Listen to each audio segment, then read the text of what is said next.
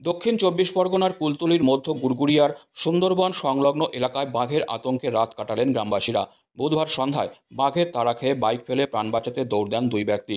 স্থানীয় সূত্রে জানা গেছে, বিকাশের মোড় থেকে বাড়ি ফেরার পথে দুই ব্যক্তি বাইক চালিয়ে মধ্য গুড়গুড়িয়ার জঙ্গল সংলগ্ন এলাকায় পৌঁছালে হঠাৎ একটি বাঘ তাদের ওপর ঝাঁপিয়ে পড়ে। অল্পের জন্য প্রাণে বেঁচে যান তারা। বাইক ফেলে পালিয়ে গিয়ে নিজেদের প্রাণ রক্ষা করেন। খবর পেয়ে ঘটনাস্থলে পৌঁছায় কুলতলির বন দপ্তরের কর্মকর্তারা। বাঘের আতঙ্কে রাতভর মশাল জ্বালিয়ে পাহারা দেন গ্রামবাসীরা।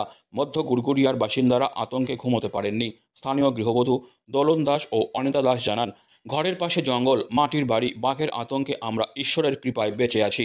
বন দপ্তরের আধিকারিকরা এলাকায় বাঘের উপস্থিতি নিশ্চিত করেছেন এবং গ্রামবাসীদের সতর্ক থাকতে বলেছেন।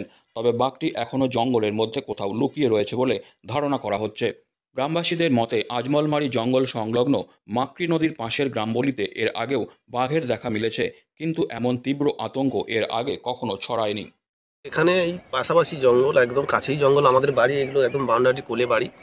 বন দপ্তর থেকে যদি কিছু লাইট টাইট ব্যবস্থা করে, এই যে কালকে রাত্রে বাঘ উঠেছে, একজনের সামনে পড়ে গেছে একদম, তারা ভয়ে আতঙ্কে ছুটে পালিয়েছে, ঠিক আছে। কিন্তু এখানে কোনো লাইটের ব্যবস্থা নেই। এখানে যদি লাইট দেয় বন দপ্তর, তাহলে অনেকটা সুরক্ষা হয় আমাদের। আমরা ছেলে মেয়ে নিয়ে বাস করি, ঠিক আছে। এখানে বাউন্ডারি কোলেই বাড়ি আমার। কোন জায়গায়? এই তো এই বাড়ি, এই তো বাড়ি একদম পাশাপাশি বাড়ি। জায়গার নাম? আপনার অনিতা দাস। বাড়ির পাশে তো বাঘ এসছে, হ্যাঁ, কতটা আতঙ্কে আছে? আতঙ্কে তো আছি, ভয় তো লাগবে, জাতিভীতি, বার হলেও ভয়, থাকলেও কী করে, ঘরে কবাট ফবাট খারাপ, বাড়িতে বেটা ছেলে নেই, ভয় তো আছে আমাদের। কখন শুনলেন বাঘ এসছে?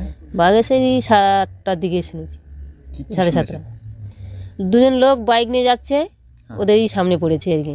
ওরা লাফ করে পড়ে গেছে বাঘ, ওরাই চিৎকার করে পড়ে যাচ্ছে, বাঘ পার হয়েছে। বাঘ জঙ্গলে লোকও আছে, লোকের কাছ থেকে গেছে, নদীতে চেকার পা ছাপ সব দেখলো, কিন্তু বাঘটা দেখতে পায়নি, কোথায় ঢুকে গেছে। লোকজন এসছে? হ্যাঁ। কি বলছে ফরেস্টের লোক, বাঘ আছে? আগে বলছিল তো আছে, তারপরে এখন কি কেউ জানা যায়নি, দেখতে পায়নি বাঘ।